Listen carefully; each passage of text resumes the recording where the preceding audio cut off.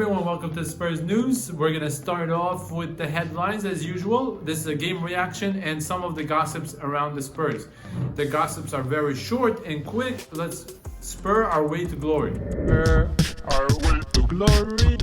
The headlines. First of all, we are in contention still of signing Skriniar. 3 players are on their way out. And then the game reaction. Something you have never expected to hear today from what happened yesterday. Let's spur our way to glory. Alright, Milan Skriniar is still on our radar and we are still going to try to sign him even though our valuation is a lot lower than Inter Milan is expecting. We had a bid of a 30 to 35 million put in for him, but their valuation of the player is between 50 to 60 million.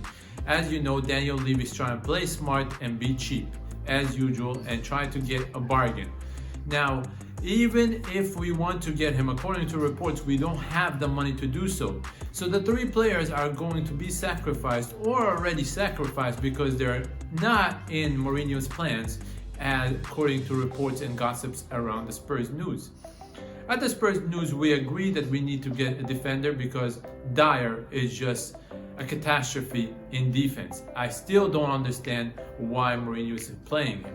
Now, the first player that is on his way out is Paulo Gazzaniga, according to reports. I'm shocked, I'm in disbelief, I hope he doesn't leave. I hate Joe Hart to play ahead of Gazzaniga. Now, the second player that's on his way out, of course, we think is also Ryan Sessegnon. He doesn't have still an option for him to play yet because he doesn't have enough experience and Mourinho doesn't trust him yet. Then the third player on his way out is Juan Foyth. Juan Foyth doesn't seem like he has a future at the club and is still not featured for the Spurs this campaign, even though we have a compact schedule and lots of games. And then another player that we all know has been frozen out of the team is Danny Rose and still not out. He still didn't find a club to go to. Then another player that seems to be on his way out unless he keeps him as a backup, which is Sergio Aurier. I think he could stay because he could be a backup for Doherty, but he could leave as well because Mourinho needs the money to bring in Skriniar. Now we have a couple of injuries already. As you have all seen, Heung-min Son was taken off at halftime because of a hamstring injury. But we also have Tanganga who's out, and the list might grow as Mourinho has alluded to because of the compact schedule.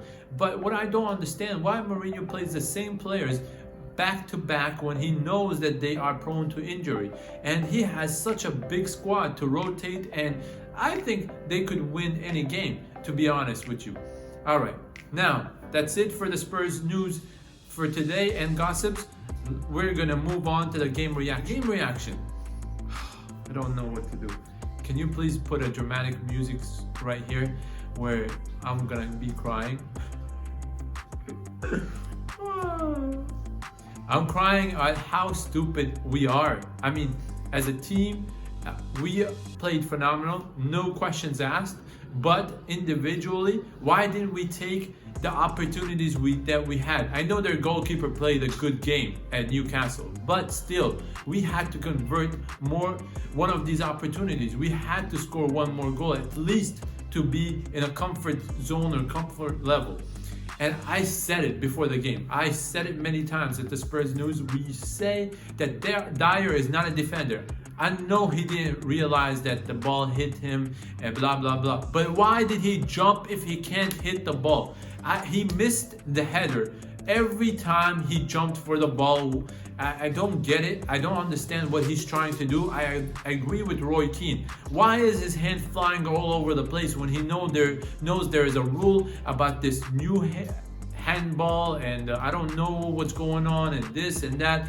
Yeah, the game is being killed as we know it and it's not as fun anymore. But, you know, we have to understand that Eric Dier is the problem. He has been the problem, and Mourinho has to solve that problem if he wants to win something with the Spurs this year. First of all. Second of all, he needs to understand that with the league, we cannot drop any points. No excuses, no reasons. Doesn't matter what's going on in the game. You have to take your opportunities and put the game to bed before something like this happens. I don't blame the referee. I can't blame the referee. The referee is just, a slave taking his orders from FIFA. And he doesn't change the rules. He can't make the rules. He can't do anything about it. He just has to follow the rules so he can have a job. So that's what he has done. At the end of the day, this is what happened. Now let's rate some of the performances as we speak. Now, in the second half, it was like a dead game. It was boring to watch. I'm being very frank and honest. I don't understand why the games are becoming boring. It was such an important event in my life, or the Spurs news, for us to watch the games and report and comment on them and react to them. But the game was so dull. Even though we were in control, we were not trying or attempting to score a goal. And Pierre-Emile Højbjerg, can somebody explain to me what kind of play is he playing? I don't understand him. I don't know why he's playing with Harry Winks and Pierre-Emile Højbjerg at the same time. That doesn't make sense. This is a tactical disaster. This needs to change. He needs to play him with Musa or Ndombele and keep Lo Celso on the field, because he keeps the play flowing quicker. We need someone that's creative enough to put in the pass at the end of the tunnel and score the goals. It seems like Harry Kane is going to be the midfielder soon. He's not going to be a forward anymore, because he's the only one that knows how to pass the ball right. Everybody else is just passing the ball simply to the right or to the left or back. Nobody knows how to give a diagonal ball or diagonal pass or a pass through the defenders. It's just not happening at all. The whole game. None of the players are taking risks. They're all scary cats. They're all standing there playing it safe and trying to just bounce around, flow around until the game is over. It was just running down the time, the clock. That was what they were doing second half. And I don't think that, I know we deserve to win, but not with this kind of attitude, not with this kind of play, not with this kind of style. Let me know what you think. Thank you for watching the Spurs News. Have a good night. Please don't forget to like, subscribe, and share the video. And see you tomorrow. And please don't forget that we have the game prediction for the Carabao Cup. Do you think we have to give up on the Carabao Cup for us to progress in other competitions? Let us know. Thank you.